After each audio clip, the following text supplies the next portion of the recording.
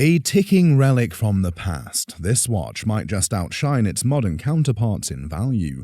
This exquisite pocket watch was inherited from the guest's father, who received it as a heartfelt gift from a dear neighbor. His neighbor was a civil engineer, and his neighbor also ran a radio repair shop in his basement, and my dad helped him repair radios. And he actually told me that this man inspired him to go on to MIT, and so it's really special.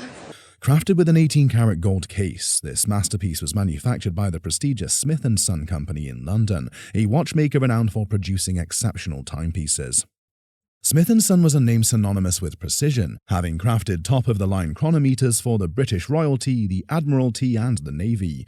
Their reputation extended beyond Britain, as they were also known to have supplied watches to the King of Spain, a testament to their craftsmanship and prestige. This particular piece is a brilliant example of their work, featuring a winding indicator, an impressive function that allows the wearer to see how much power remains in the movement. And I'm going to just give it a quick turn. As we turn the watch to wind it, watch that hand move. You see, do you see it's moving? Okay. And so that winding indicator would turn, and you would know when you wound the watch all the way up. You'd also know when you have to wind the watch again. The case, made in 1904, is the work of Frederick Thomas, a highly respected English casemaker known for his expertise in crafting fine gold watch cases. The dial is made of porcelain, though it bears a faint hairline crack, an unfortunate blemish that will slightly impact its value. However, what truly sets this watch apart is its rare and sophisticated tourbillon, an advanced escapement mechanism designed to improve timekeeping accuracy. When a watch lays flat, gravity is pulling on it and it can affect the timekeeping of it. And if you turn the watch over, now gravity's pulling on it in another way. Right. So it was thought that if the escapement was constantly revolving, gravity would never be pulling on it in one particular direction. Okay. And therefore, it would be of the utmost accuracy. Tourbillon movements are exceptionally rare in pocket watches, making this piece a true collector's item. Further adding to its significance, the back of the case bears the royal warrants of the King of Spain, confirming a direct connection to the Spanish monarchy. With the case alone weighing approximately 3 ounces of 18-karat gold, its intrinsic value is already substantial. Considering its history, rarity, and remarkable craftsmanship, the appraiser values this extraordinary timepiece at a sum of between $40,000 to $50,000. Oh my gosh, you're kidding. No. Wow. I had no idea. Set on the display table is a complete set for a Rolex wristwatch. This iconic timepiece, originally referred to as the Rolex Day-Date model, was purchased by the guest in 1962. And where did you buy it? I bought it in Hong Kong. I had been drafted into the Army, and I was in Korea. Over time, this wristwatch became known as the Presidential Rolex due to its affiliation with President Lyndon B. Johnson.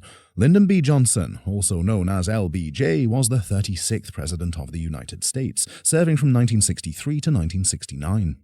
This presidential Rolex is powered by a high-quality, self-winding mechanical movement, certified by the Swiss Official Chronometer Testing Institute. This particular model was manufactured by the Rolex Watch Company, a renowned Swiss watch manufacturer, in 1964. It is crafted from 18-karat white gold, giving it a sleek and luxurious appearance, while still featuring its original bracelet. The white gold presidential Rolex was and is a rare timepiece, as only a limited number were produced. Alongside the watch is the original catalog and chronometer bulletin, which includes the serial number of the watch's movement. The stamp on the paper here shows us that it was timed in 1962. Accompanying these items is the watch's original box, made of ostrich skin, further enhancing the rarity and appeal of this collection. Lastly, another fascinating aspect of this set is the inclusion of the hang tag and the Rolex Oyster hang tag, small yet significant details that further authenticate the watch. Collectors are crazy for those because everybody threw them out. These by themselves are worth $500 and up. Given that this watch came with its complete set, it is not far-fetched that it would be worth. Retail price on this is going to be $20,000. Oh, my. Well, it kept up with the times. I'm glad to hear that. Rolex has a rich history and heritage, evoking feelings of nostalgia and a deep connection to the past. This iconic wristwatch belonged to the uncle of this guest and represents a legendary timepiece known as the Presidential Rolex. He would always complain. He said, oh, He said, I keep misplacing this watch. And he said, here, I'm going to give it to you. I wore it a couple of times, but the majority of the time it was in safe deposit box. The watch earned its nickname presidential due to its association with U.S. presidents, including Dwight D. Eisenhower, Lyndon B. Johnson, and Ronald Reagan. The presidential Rolex is powered by a high-quality self-winding mechanical movement, certified by the Swiss Official Chronometer Testing Institute. This particular timepiece was manufactured by the Rolex Watch Company in 1964. Notably, it is crafted from 18-karat gold, giving it a warm and luxurious tone while still featuring its original bracelet. The watch also boasts a champagne gold dial, adding an extra layer of rarity and value to this already coveted piece. Also on display is the original chronometer bulletin, which includes the serial number of the watch's movement, further authenticating its originality. And of the case on there. I really love this day-date booklet here, copyrighted 1964, so it falls right in line with everything. This booklet is really extremely rare. This 1964 presidential Rolex, crafted with 18-karat gold, is a true masterpiece of watchmaking, combining luxury, elegance, and precision. In today's auction market, this prestigious Rolex wristwatch will fetch a price of... It would definitely sell easily in the $18,000 to $20,000 range. It's good. It's really good. Nice gift. Nice gift. In the 16th century, pocket watches evolved from portable clocks, which were carried in pockets or attached to chains.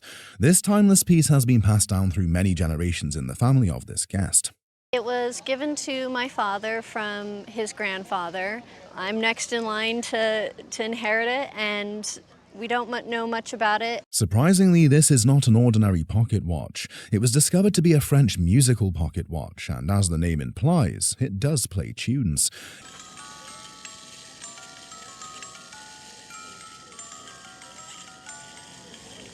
A musical pocket watch is a delightful and enchanting category of timepieces that combines the art of watchmaking with the magic of music. Typical of a French musical pocket watch, this piece boasts exquisite and two different mechanisms inside of it. In terms of design, this particular watch features a case made of 18-karat gold, making it a truly fascinating timepiece. Upon opening the watch, there is a cuvette that provides a layer of protection for the movement, shielding it from dust, moisture, and other environmental factors. Interestingly, it is a key-wound watch, also known as a key set or wind and set watch, which was the norm before the introduction of stem-wound watches. Notably, the face of this watch features a striking American flag, making the subject matter phenomenal. Additionally, it features a bullseye crystal glass, and watches with bullseye crystals can be rare, especially if the crystal is original and has not been replaced. Interestingly, this watch was last appraised by the guest in 1991. When it was appraised in 1991, they estimated about $2,500. In today's auction market, considering the exceptional features of this French musical pocket watch, it will fetch a price of... I think this watch would easily bring between $15,000 and $20,000. Wow, that is quite the shock. It's been in the safety deposit for like 20 years. So wow, that's great. Some pocket watches age into obscurity, but others turn into hidden gold mines. This extraordinary timepiece was inherited from the guest's grandfather, who received it as a prestigious award. And it's no ordinary inheritance. The guest's grandfather was none other than the legendary Ab Jenkins. Born in 1883, Jenkins was a professional race car driver and a pivotal figure in establishing Bonneville Salt Flats as the ultimate proving ground for speed records. To add to the historical weight of this piece, we have a striking photograph of Jenkins behind the wheel of his most famous race car, the Mormon Meteor 3. In 1940, he cemented his legacy by setting a staggering 24-hour speed record, averaging 161.18 miles per hour, a feat that remained unbroken for 50 years, until 1990. The pocket watch itself is a stunning chronograph, manufactured in 1950 by the Omega Watch Company, a brand renowned for its precision and craftsmanship. Made entirely of stainless steel, the watch is robust yet elegant, designed for reliability, much like the man who owned it. The most compelling feature, however, is the engraving on the back, marking the presentation of this watch to Ab Jenkins himself. Champion of champions, holder of more world records than any person in the history of sports, Omega Watch Company. This undeniable provenance not only ties the piece to an iconic figure in motorsports history, but also makes it an incredibly desirable collector's item. Given its historical significance, rarity, and impeccable lineage, if this piece were to come up at auction, it would sell conservatively for. I think easily today at auction, the watch would bring between $15,000 to $20,000. Oh. All right, if you say so. Wristwatches are a timeless accessory that has been a part of human culture for centuries. This watch was picked up by the guest from a free box by the side of the street. When my husband was complaining that we were stopping at a free box and we'd been yard sailing, and I kind of threw it at him jokingly, like, here's a watch, thinking it would be a fake watch, because I couldn't fathom anybody putting out a watch. Surprisingly, it turns out that this watch is an Omega Seamaster 300 wristwatch. 300 is for 300 meters, which is indicated right there on the dial. That's 980 feet. The Omega Seamaster 300, dated circa 1960s, is an iconic timepiece that embodies the perfect blend of style, functionality, and horological excellence. As its name implies, this extraordinary watch was manufactured by the Omega Watch Company. Omega was founded by Louis Brandt in La Chaux-de-Fonds, Switzerland, where the company initially produced high-quality pocket watches. In 1948, Omega introduced the Seamaster line, which quickly gained popularity for its stylish design and water-resistant features. The first Seamaster 300 was introduced in 1957, designed for divers and water sports enthusiasts. Omega refined the diving watch. They were one of the best because this could save your life. You'll notice the face is a nice matte black finish. Notably, this particular Seamaster 300 dates between the early 1960s and mid-1960s. The watch features a 552 caliber automatic winding movement, which uses the wearer's movements to wind the mainspring and power the watch. Furthermore, the face of this watch has a matte black finish with luminous numerals and hands. Interestingly, collectors consider the Seamaster 300 a highly desirable and valuable watch, driven by factors such as rarity, condition, originality, provenance, and movement. In today's retail market, this iconic Omega Seamaster 300 wristwatch will command a price of will bring $8,000 to $10,000. All right, that's amazing. Not bad for picking it up on the side of the street, I think. This remarkable timepiece was inherited from the guest's grandfather, who acquired it from the family, its legacy spanning generations. According to family law, one of the guest's ancestors served as the Speaker of the Assembly in Wisconsin during the 1880s. As a token of appreciation for his service, this exquisite watch was presented to him by his colleagues at the State Assembly. The appraiser, bringing years of expertise to the table, immediately recognizes it as an L.C. Grandjean pocket watch. Based in Le Locle, Switzerland, Grandjean was a highly regarded watchmaker, known for producing some of the most sophisticated and complicated watches of his time. This particular pocket watch is a true mechanical marvel, featuring a rare two-train movement, meaning it houses two separate gear trains, each serving a distinct function. One of its most striking features is a split-seconds chronograph, a high-precision stopwatch designed to measure intermediate times, a feature highly sought after by collectors. Additionally, it boasts a jumping seconds hand, which when activated moves in 1/4 second increments, demonstrating the precision and complexity of its design. Given its historical significance, intricate mechanics, and superb craftsmanship, this timepiece is a true collector's item. In its current condition, the appraiser estimates its conservative auction value at It's going to be about $12,000. Oh my goodness. Before us hangs a painting of captivating allure and sophistication. The guest received this stunning piece as an inheritance from her grandmother. I just liked this painting. I just thought the subject matter was so wonderful, with the lady riding the zebra. And where did your grandmother live? She lived in Grand Rapids, Michigan her whole life. This superb painting is attributed to the esteemed artist Orville Baumann. His family was very prosperous. His father was an inventor and invented some sort of process for rolling and cutting twine and paper. Without formal training, he impressively cultivated his artistic talents. Orville Baumann's 1952 journey to Haiti left a lasting impression, captivating him with the local culture and kaleidoscope of colors. The painting's colorful palette and style indicate it was probably painted in Haiti in the late 1950s to early 1960s. This type of filigree roofing is something very typical of homes in Haiti. A stamp in French on the back of the painting confirms that the canvas was sourced from Haiti. Some slight condition problems are present, but they do not greatly affect the painting's worth. This is an oil on canvas painting. In looking at it, there is a little bit of flaking here, and there's a little bit of cracking up here in the sky. This outstanding piece is estimated to have a retail value of. The retail value might be $20,000 to $25,000, and once conserved, you might be able to ask as much as $35,000. Oh, wow. This guest displayed a letter that had been written to her great-grandfather. I found the letter in my parents' house. Unfortunately, it was after my father had passed away and some of his friends had come to, do the big toast and what have you. And By his childhood friend, Samuel Langhorne Clemens, famously known as Mark Twain. Clemens was an American writer, humorist, and essayist. He was praised as the greatest humorist the United States has ever produced. He wrote this 4-page letter when he was correspondent for the Sacramento Union in Hawaii. In this letter, Clemens talks about his experiences and travels in Hawaii. He talks about a volcano. He also gives some anecdotal stuff about a greased pig and a crazy comic scene in there, which I think is picked up later in some of his works. The letter was written in 1866 when Clemens was 31 years old and bears his signature. Due to its age, the 4 pages of the letter are very fragile and could use some conservation. Even though the letter is old and fragile, it is still highly desirable among collectors. Given Mark Twain's legacy and the desirability of his works, this letter could easily be worth. For insurance value, which I'm sure you're going to keep this, you'd want to be maybe about $15,000, something like that. Usually about maybe double the low estimate on that. yeah. Exhibited today is a sophisticated wristwatch. This remarkable timepiece was obtained by the guest's father from an Italian prisoner of war during World War II.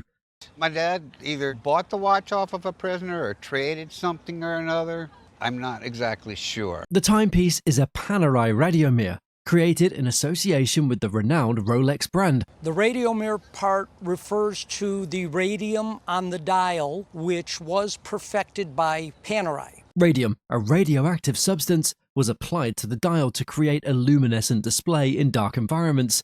This specific model was designed as a diving watch for the Italian naval and military forces. So this was a diver's watch. It's gigantic. Why? Because the very large strap that once went on this had to fit over the wetsuit.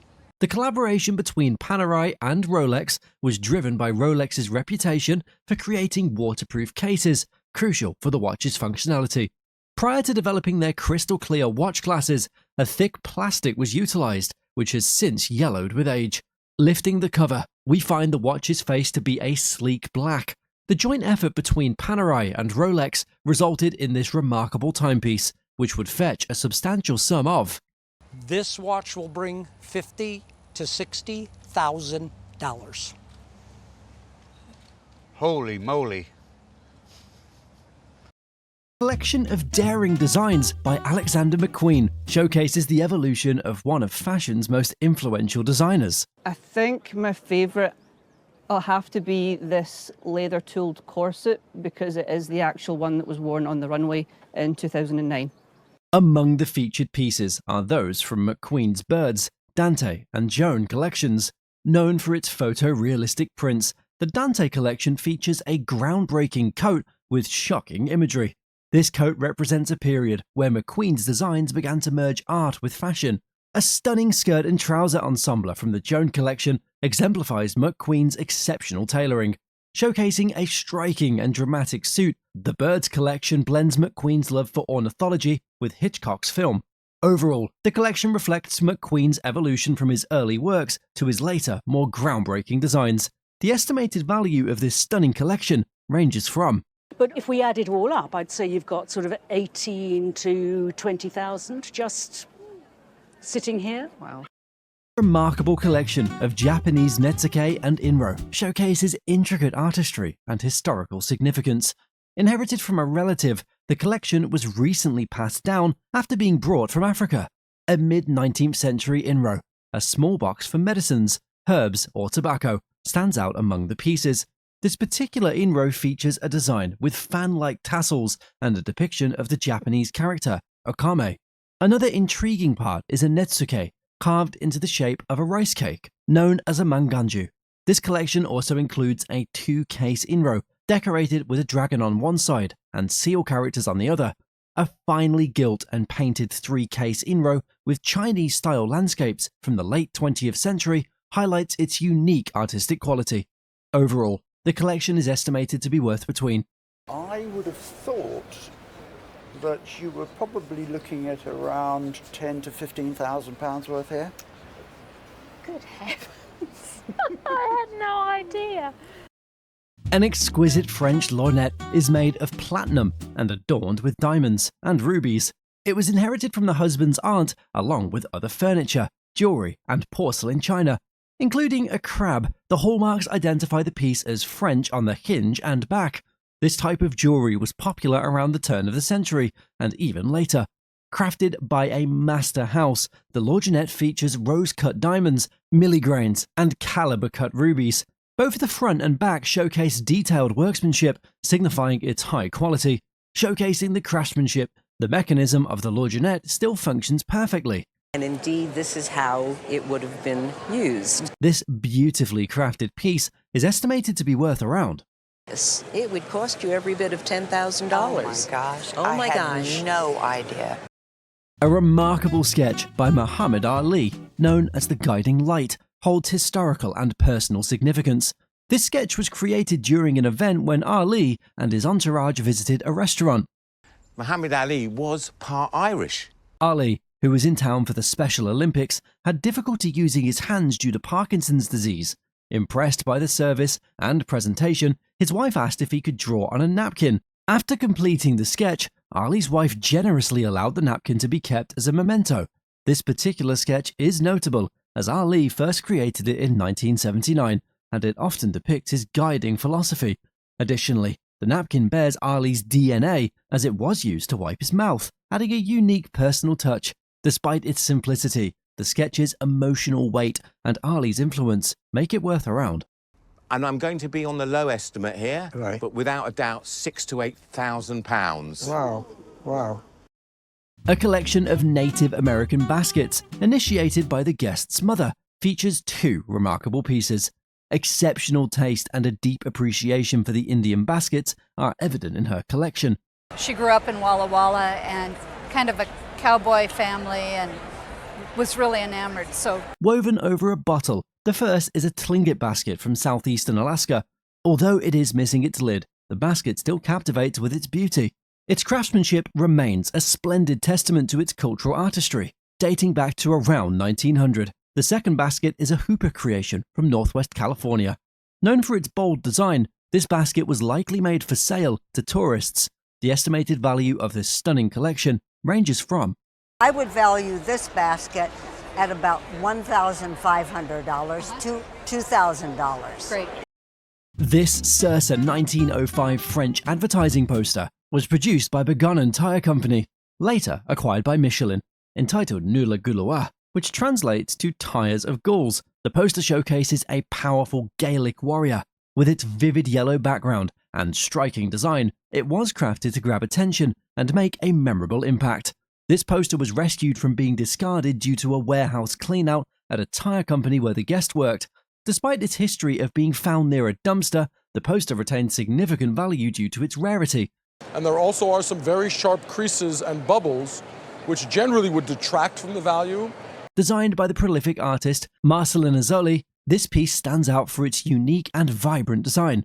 Ozzoli, known for his work on various product advertisements, crafted numerous iconic posters throughout his career.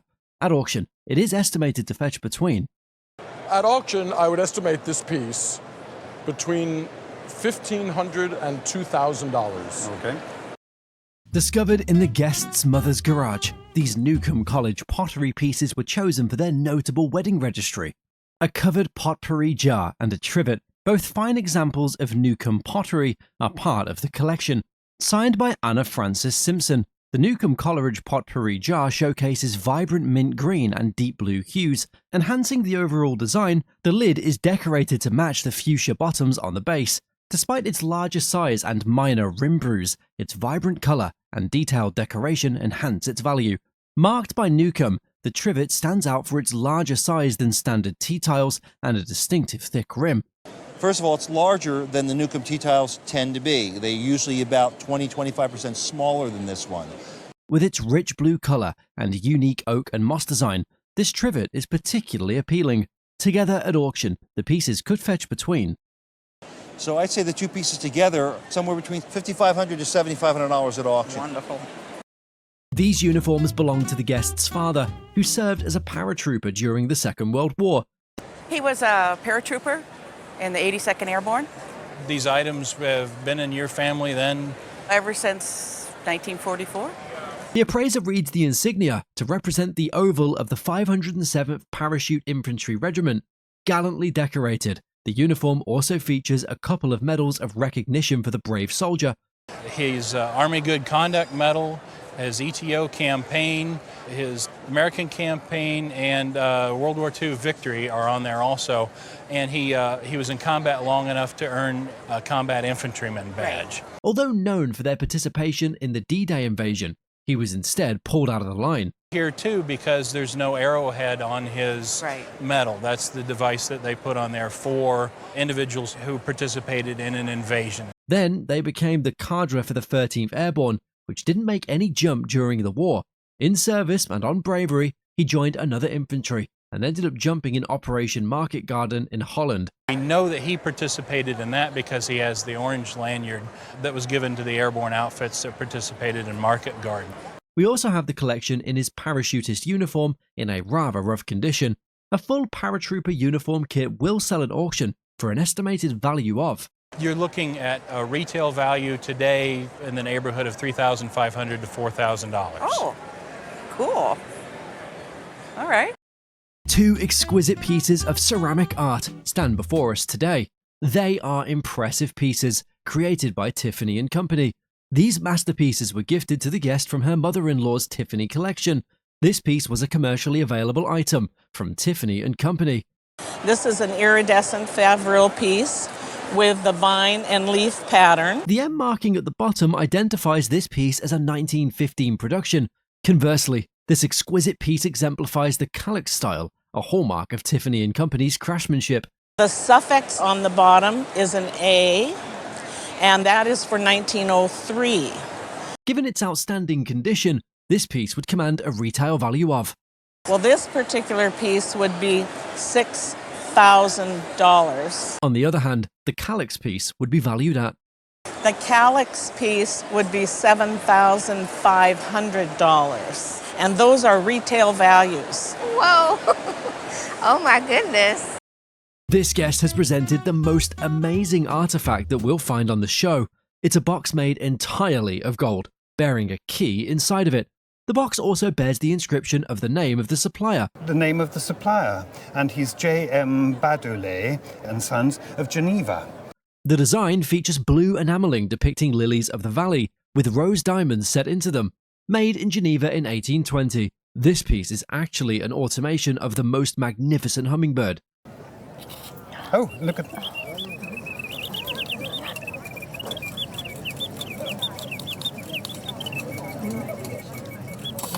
The machinery inside is massively complicated, with bellows made from chicken skin, showing an evolution of mechanism.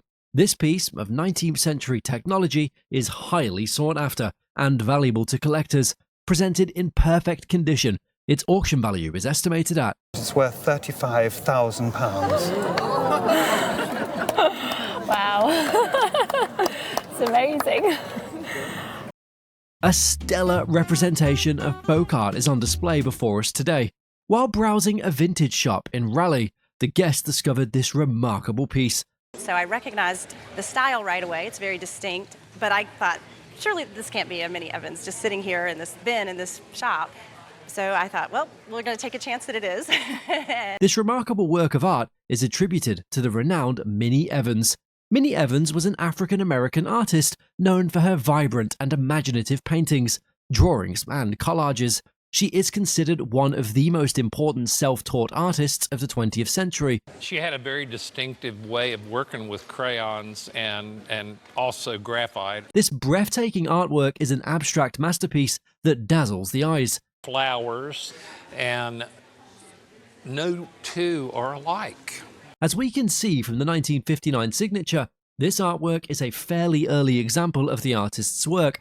She started doing this a long time before that, but her most productive period must have been in the 60s. She lived to the mid-80s. With its condition being virtually flawless, this artwork would likely fetch. They'd probably ask $8,000 to $10,000 for it. Oh, wow. That is a good investment.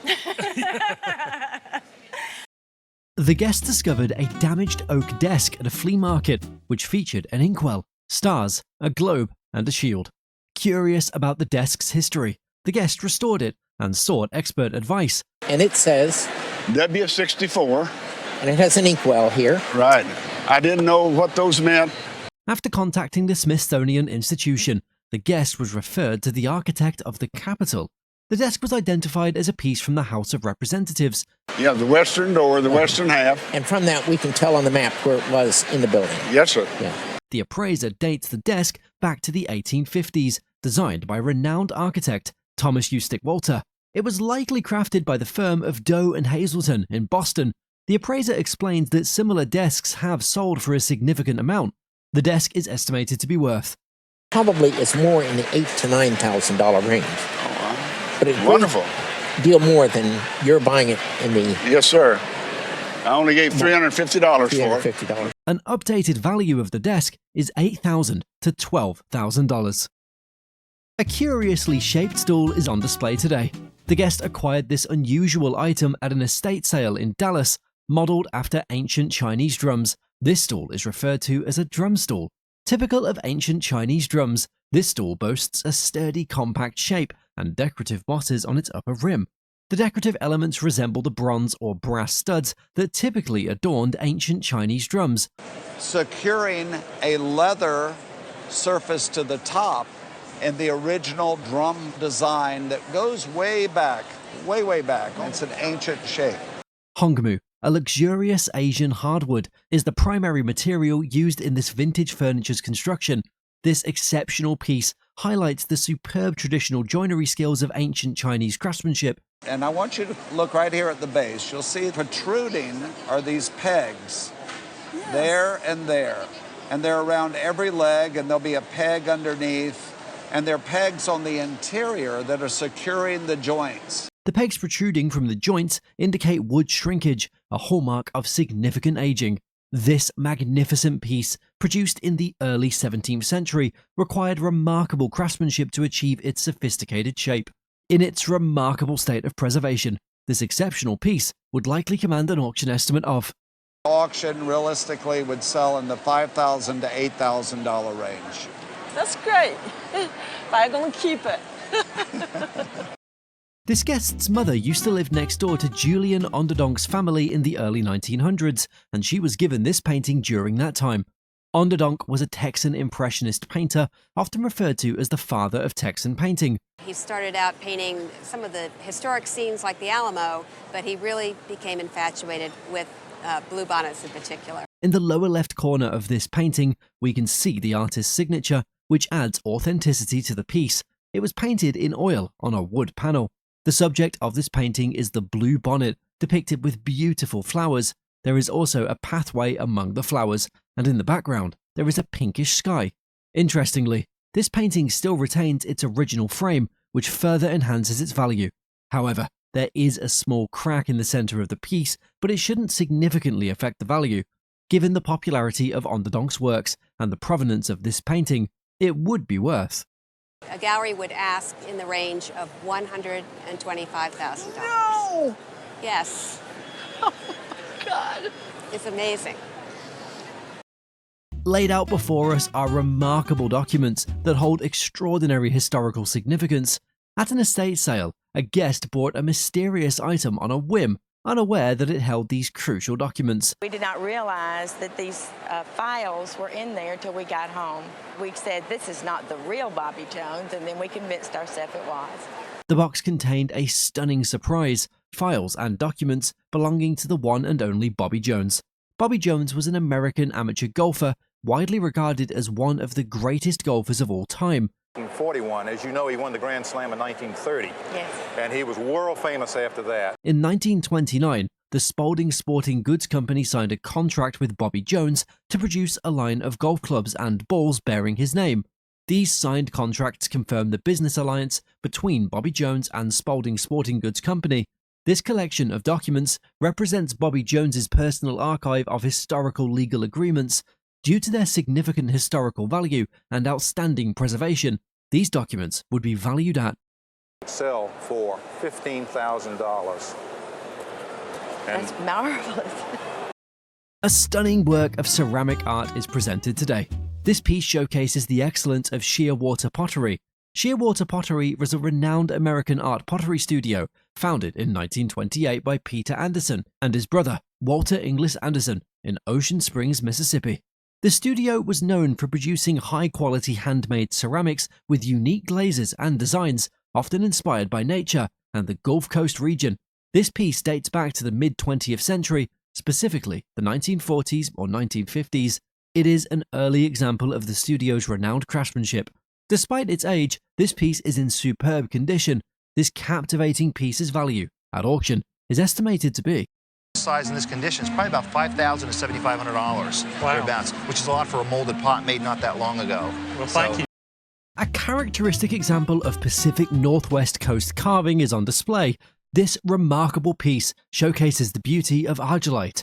Argillite is a type of sedimentary rock, composed primarily of clay minerals. It is a fine-grained, compact and dense rock, often used for carving and sculpting. This material is mined in Queen Charlotte Island by the Haida Indians. The characteristic cross-hatching on this piece suggests a possible connection to the Edenshaw School. The term Edenshaw School is derived from the name Charles Edenshaw, a renowned Haida artist and carver who was instrumental in developing and popularizing this distinctive style. Considering the slight condition issues, this beautiful piece would likely achieve an auction value of You're probably looking at $3,000 to $4,000 for this if it was come to sale because it's so finely carved. And with a little more investigation, it might be a Charles Edenshaw School piece. Gosh. Rescued from a barn where it was left abandoned, this fascinating piece of furniture was discovered by the guest. When I found it, the rats had nested in the drawers. It was covered with thick black paint. It was destined for the burn pile. Originating from Southeast Texas, this piece embodies the charm of vernacular furniture. In Southeast Texas, that's the land still is of harvesting yellow pine. This furniture piece was made from yellow pine, showcasing the craftsman's skill in highlighting its distinctive wild grain pattern. The wonderful wild graining, and that's achieved by doing bias or diagonal sawing of the wood to achieve this effect. The piece embodies a regional twist on late classical design in the 19th century, featuring a pillar and scroll motif along its edges. Beautiful white porcelain knobs adorn the hardware of this piece, enhancing its classic look. The scrolls that embellish this piece have a dual purpose, providing both decoration and structural support for an attached desk. There we go. For a pretty simple piece of furniture, that's a pretty elaborate kind of mechanism. Dating back to the 1850s and 60s, this remarkable piece is a treasure of great historical significance to Texan collectors. With its rich history and impeccable condition, this exquisite piece of furniture would be valued at an auction, might push this up to $2,000 to $2,500. Wow, my humble desk. This guest purchased this rack from a furniture recycling shop. Well, my partner and I bought it about 8 years ago in Aberystwyth in a shop that recycles furniture. Presented is a magazine rack made by the luxury artistic design company Fornasetti. Founded in 1940 in Milan by Piero Fornasetti, the company is renowned internationally for the creation of handmade decorative household objects. This magazine rack bears the label of the company on the bottom. It displays a perfect example of the ingenuity and brilliance of the artist. Kinds of elements from architecture, the sun, the moon, ancient history, women's faces, whatever it would be, and he would play with them. And they would turn into the most glorious household objects. The design is made in a pattern called Library, which presents mostly books and bookcases. Originally launched in 1954, this piece is an original from the same period. Although it shows signs of wear, its auction value is estimated at for much less than £800 to £1,200. That's incredible. That's made quite a profit, isn't it?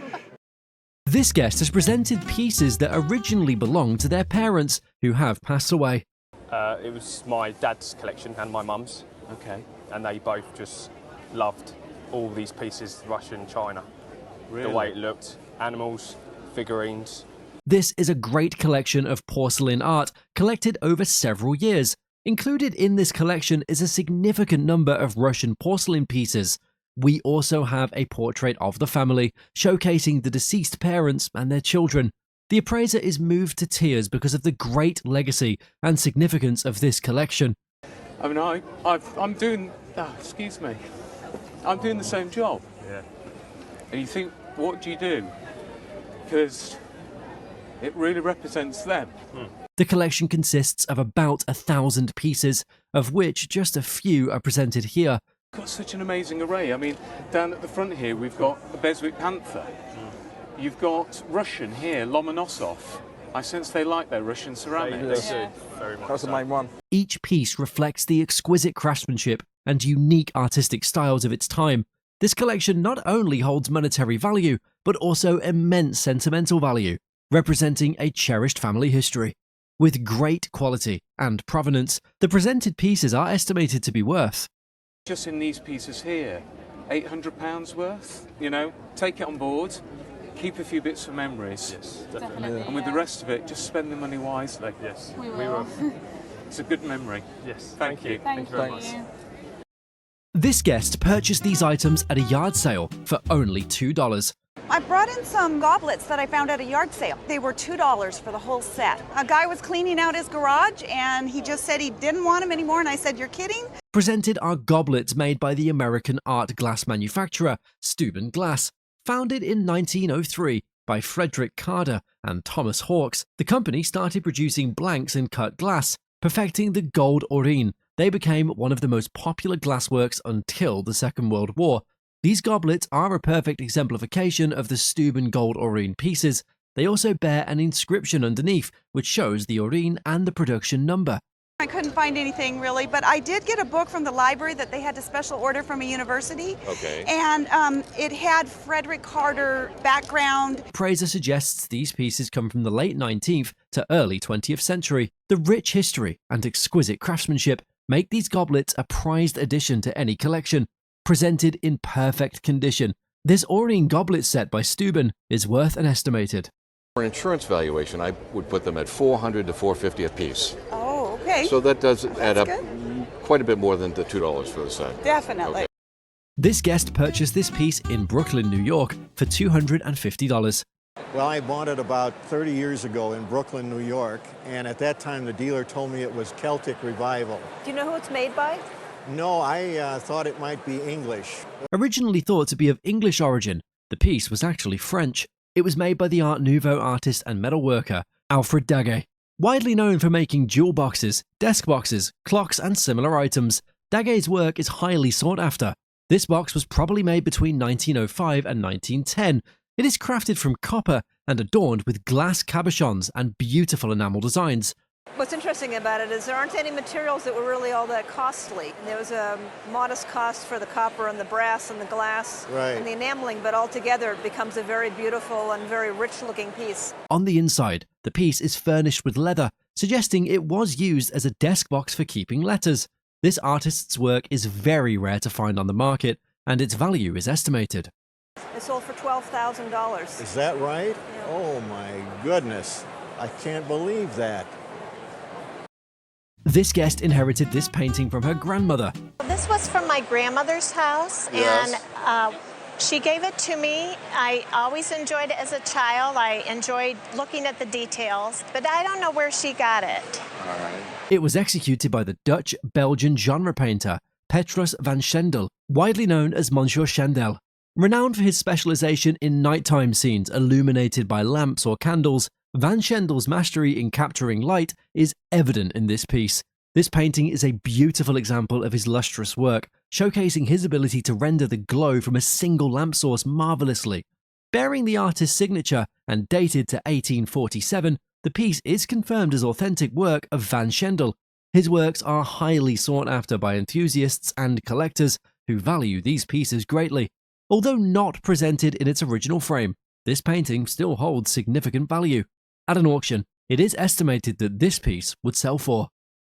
It could go as high as $40,000 to $50,000. Well, it's like winning the lottery, as you know. Yes.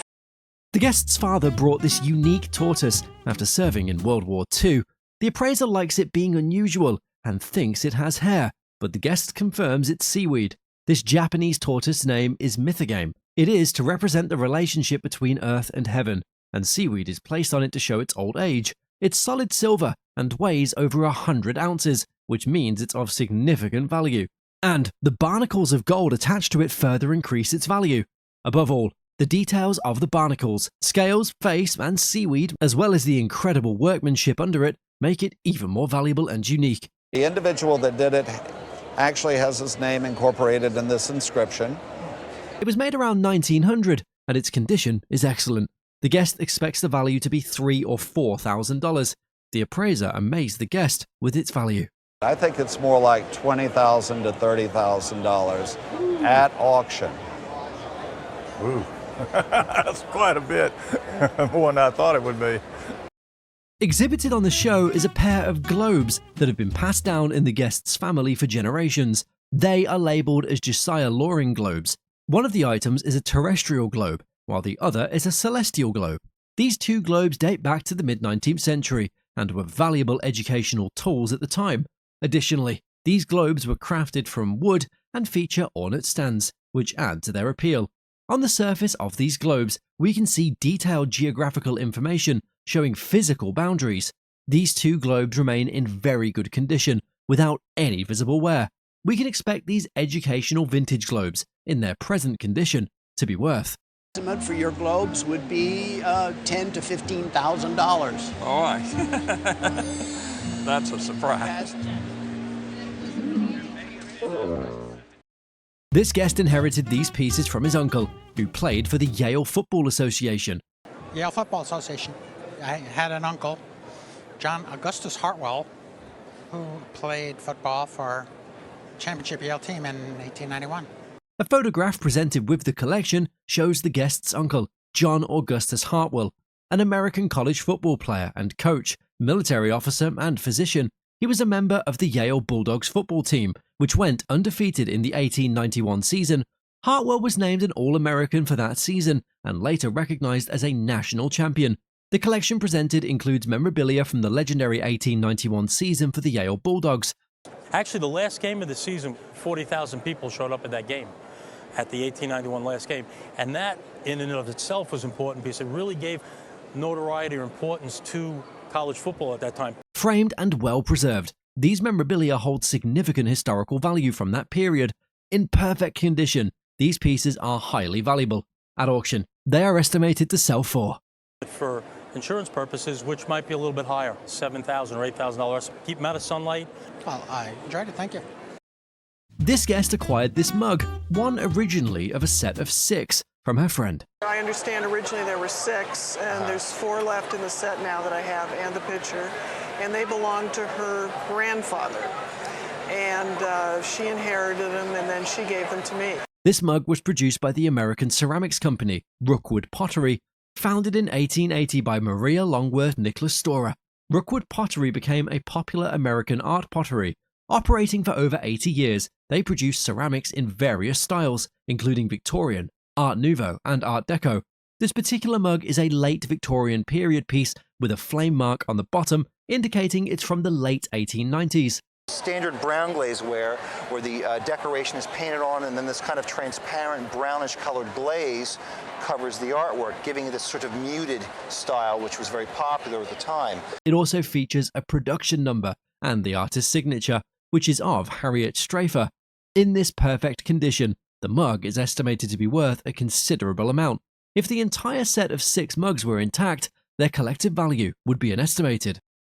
Multiply this by 4, this is worth $1,500 a piece. The guest received the Chinese ideal of Taoism as a wedding gift in 1982. He doesn't know much about it and thinks it might be from North Africa or France. In the history of China, in the Taoist tradition, it has 3 religions or philosophies: Taoism, Buddhism, and Confucianism. Its Chinese name is Li Taigui, known as Iron Crutch Li. He is protector of poor in Chinese tradition, and it can be seen from its skinny and starved look, which represents poverty and homelessness. It's made from unique brown clay, which is mostly used to make teapots, and can be found in part of southeast China, known as Yixing. It has that quality. It's rarer to find figures made out of Yixing. Now, there would have been 8 of these originally for the 8 immortals. This is just one of those. Detailing on the sandals, exposed ribs, and minimal clothing represent poverty. His bulging eyes expression are extraordinary, and it's dated back to 1810 to 1825. The rare features of glaze make it absolutely fabulous. The appraiser estimates that at a strong market auction, it could fetch. An auction estimate that would be fair would be $1,500 to $2,000. Oh, excellent. Excellent. This piece belonged to the guest's husband's grandfather. The watch belonged to my husband's grandfather. He was a vice president of an oil company, and while he was vice president, he brought in a large oil field in Southern California. Presented is a gold pocket watch made by the Swiss luxury watch manufacturer Patek Philippe, established in 1839 by Anthony Patek and Adrian Philippe. They are one of the most prestigious watch manufacturers in the world. This piece has a silver metal dial with Arabic numbers made out of gold, surrounded by chasing and enamel. The inscription on the watch confirms it was made by the Geneva-based company. On the inside is an elegant nickel finish movement. The watch was presented in 1928, with about 800,000 pieces of this model made. Upon closer inspection, a seal from the Geneva Observatory is present, indicating this was a certified chronometer. But if you look closely at this watch, you will see right about there a small seal from the Geneva Observatory that tells you that this was a certified chronometer. It was a special watch. It features a gold enameled chain with a nice gilt metal pocket knife. Being one of the finest Swiss watches ever made and actively collected, this piece is worth an estimated value of. You would probably spend over $5,000 to replace it. $5,000? These vintage dolls were purchased by the guest's grandmother in California around 1910. Her daughter was the only daughter in a family of 3. And obviously she was a very well-loved child. And she had a large collection of dolls that she took very good care of. She was very meticulous. The guest also showcased a photograph of her aunt playing with the dolls when she was little. One of these dolls is called the Raggedy Ann doll, and it was made in 1915 by the Volland Company. Another doll in this collection is a black doll made by a German company called Simon & Halbig. You'll see the mark of Simon Halbig. And then there's a number above that, which is 1348. We also have 2 Kewpie dolls. The one with the wig is called Mary Widow. All these dolls were produced from 1910 to 1920 and remain in pristine condition. The vintage dolls are very popular and highly desirable among collectors. Altogether, these vintage dolls, with their provenance and in their current condition, would fetch.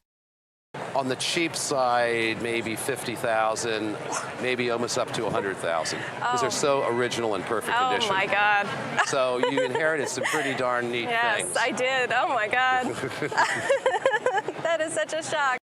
The guest received this brooch from her aunt on her 40th birthday, and it's been in the family for many generations. This memorial brooch is black onyx with a little pearl in the center. Pearls represent tears, and widowed women used to wear memorial jewelry. What's particularly beautiful about this piece is not just that it's memorial jewelry, but that it's memorial jewelry made in America. Cuts of these stones are beautiful, and they're in wonderful condition. The guest has no idea what it's worth, and the appraiser estimates its value to be $400. Oh, that's delightful. Isn't that wonderful? That is wonderful. And Thank you, Joyce. The updated value of this memorial jewelry is $500 to $600. Guests purchased this ticket for a Beatles concert in 1964. Unfortunately, upon getting to the concert, she discovered that she'd left it at home. So it was like a 2-hour trip to get to Queens. And when we got there, I went in my wallet to get my ticket, and I discovered I had left my ticket at home. Although her misfortune then is now of great fortune now, this ticket is one of the most collectible artifacts of the revolutionary English rock band. Formed in Liverpool in 1960, they were leaders of the youth and socio-cultural movements of the era. It is even more unique and very rare because it hasn't been torn nor tampered with. The guest had framed it and preserved it for so many years, leaving it immensely valuable.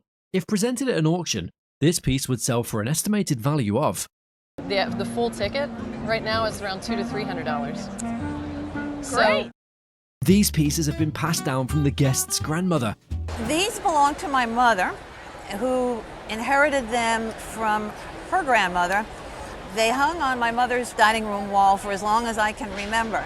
Presented is a pair of plaques bearing these wonderful paintings on them. Inscribed on the back is the company responsible for these beautiful pieces, Villeroy and Bosch, a huge manufacturing company founded in 1748 in the Holy Roman Empire. They were a widely renowned German ceramics manufacturer. Their division, Metlock, specialized in making stoneware, steins, pitchers, plaques, and other stoneware objects. We also have the stock number of the plaque, which is unique for a specific type of plaque. This one in this case is 2361, and so every plaque that matches this one would have the same number. The pair are dated back to 1907 and bear great depictions of German scenes. The first plaque bears the Wartburg Castle in Germany, while the second is the town of Königstein. Presented in perfect condition, these plaques are valued at an estimated. And a retail price for both of these today would be somewhere between $500 and $800 each. Wow, my goodness, how nice. We have here an 1899 poster from the Anheuser-Busch Company. The poster features elements of the Art Nouveau style, which was popular at the time. In the poster, we see a detailed illustration that positions the company as a premium beer brand. Additionally, the poster is characterized by a female figure holding an item in her hand, with the initial A displayed on the side. The use of period-specific fonts and styles adds to the poster's vintage appeal. The poster also provides insight into advertising techniques from the 19th century. Condition-wise, this vintage advertising poster has been very well preserved. At auction, this over a century-old poster would fetch. We would put a value of about $5,000 to $7,000. This vase is an example of production pottery made by Rookwood.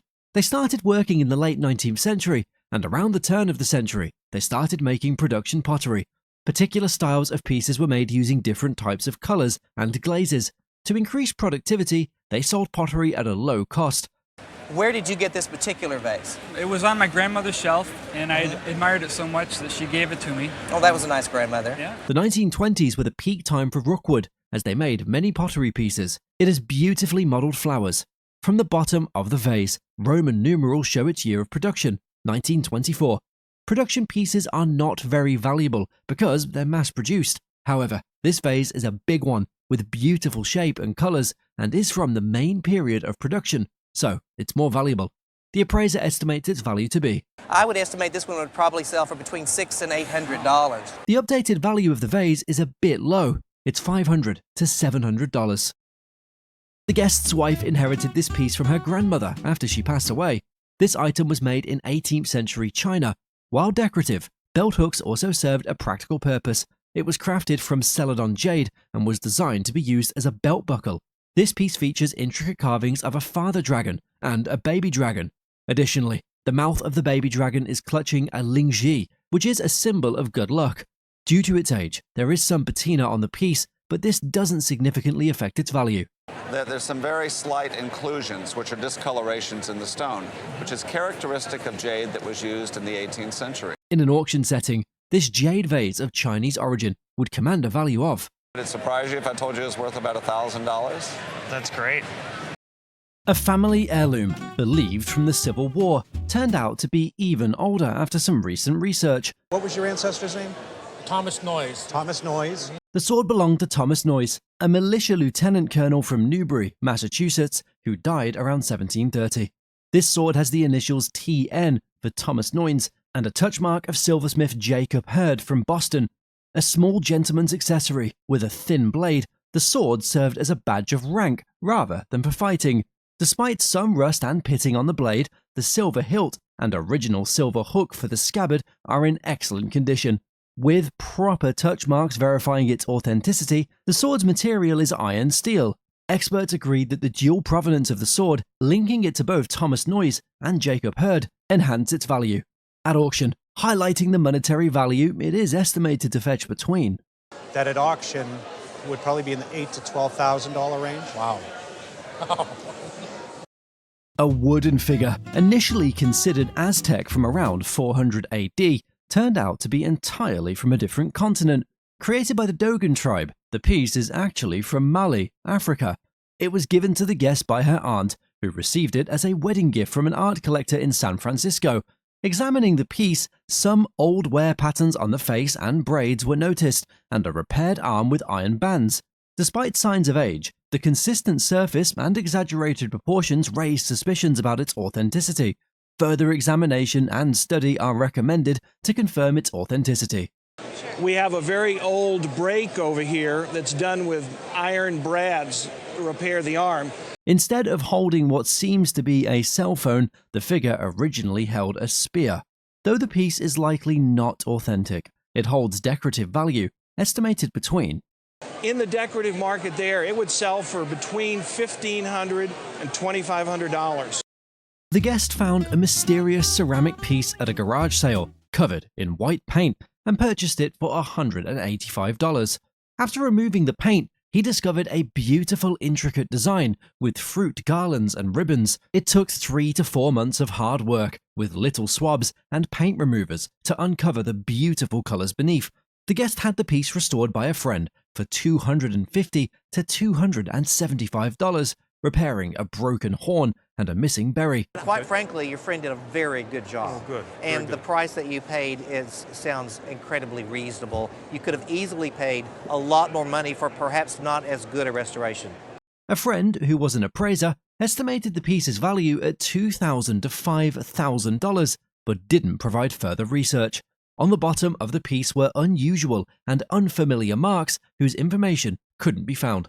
The piece's style was reminiscent of Renaissance period pottery, but its exact origin was unknown. The piece was a unique and valuable treasure, worthy of preservation, and its retail was estimated at. I would have to say that a retail value would have to fall at least between $4,000 to $6,000 and perhaps more. I just think it's a remarkable, interesting thing. Good. It raises more questions than it does answers, but that's okay. It's just a neat piece. Thank you very much, really. We love it very much, and we're going to keep it, but that's great to know. Today's feature is a stunning pair of bookends with Chinese heritage. This exceptional pair was passed down to the guest from her great-grandfather, a diplomat in China during the 1920s. A striking image of dragons among crashing waves is delicately inscribed on them. Beyond their aesthetic appeal, these depictions convey meaningful symbolism. The dragons symbolize the power and majesty of the Chinese imperial court. Additionally, the depictions represent timeless power, resilience, and perpetuity. This pair of bookends holds great historical importance in ancient Chinese culture. Considering their historic value and visual appeal, this charming pair is likely to be valued at. I'm thinking that's probably worth around $5,000 to $8,000. Oh my goodness. A German porcelain cup and saucer gifted for a 50th anniversary in 1987 was assessed for historical value.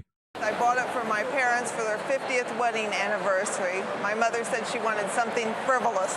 Hand-painted with a scene of Native Americans, the set is quite distinctive. This artwork highlights the 19th century German fascination with the American Wild West. The interest was shared by many Germans who traveled to America during that era. Dating from around 1850, the cup and saucer are adorned with an inscription on the saucer. Written in German, the inscription translates to El Sommer, to his dear brother Ferdinand in commemoration, 1857. German fraternity symbols indicate that El Sommer and Ferdinand were members of different fraternities. Originally purchased for $200, the cup, and saucer are now valued between This came up for auction. I would fully expect it to bring in the range of $1,200 to $1,800.